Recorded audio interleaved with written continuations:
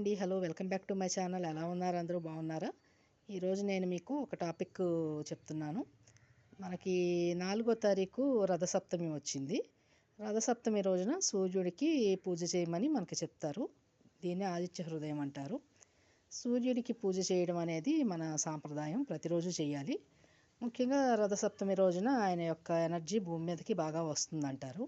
ఈ లోపల ఇంటిని క్లీన్ చేసుకోవడం కావచ్చు, ఆ రోజు పూజ చేసి ప్రసాదం అందరికీ పంచిపెట్టడం కావచ్చు, అన్నీ మంచి పద్ధతులే.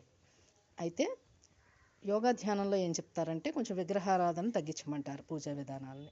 ఎందుకంటే ఈ పూజలు ఎక్కువగా చేసేవాళ్ళు వాళ్ళ శరీరానికి సంబంధించిన విషయాలు మర్చిపోతారు. అలాగే దేవతలను డైరెక్ట్గా చూసే శక్తి కూడా వాళ్ళు కోల్పోతారు. అలా కాకుండా దేవతల్ని డైరెక్ట్గా కొలిచేటువంటి విధానాన్ని యోగా ధ్యానంలో నేర్పిస్తారు. ఈ యోగా ధ్యానం చేసేవాళ్ళు ఖచ్చితంగా ప్రతిరోజు ఒక గంట సేపు అయినా ఎండలో కూర్చుని సూర్యుడిని ధ్యానించాలి. సూర్యుడి యొక్క శక్తిని శరీరంలో తీసుకోవాలి. సన్ గేజ్ అంటారు దీన్నే. ఈ సూర్యుడి యొక్క శక్తి ఎవరికైతే సహస్రార చక్రం నుంచి అంత శరీరం అంతా వ్యాపిస్తుందో వారికి జబ్బులు రోగాలు చాలా ఈజీగా తగ్గిపోతాయి. ముఖ్యంగా ఆదివారం రోజు చేయమంటారు. ప్రతిరోజు కుదరని వాళ్ళు ఆదివారం సెలవు కాబట్టి ఉద్యోగస్తులకి వారికి చేయమంటారు. అలాగే రథసప్తమి రోజున ఆయన ఎనర్జీ లెవెల్స్ బాగా వస్తాయి కాబట్టి ఈ లోపల ఇంటిని శరీరాన్ని క్లీన్ చేసుకోవడం అనేది మంచి పద్ధతి.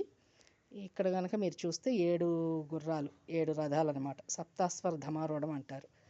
ఈ ఇంద్రధనుస్సులో కూడా 7 రంగులు ఉంటాయి.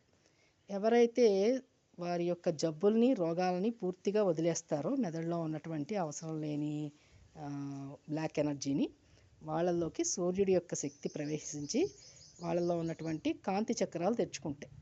7 చక్రాస్ అంటారు కదా, 7 చక్రాలు. సో కలర్ చేంజేషన్ అనేది జరుగుతుంది.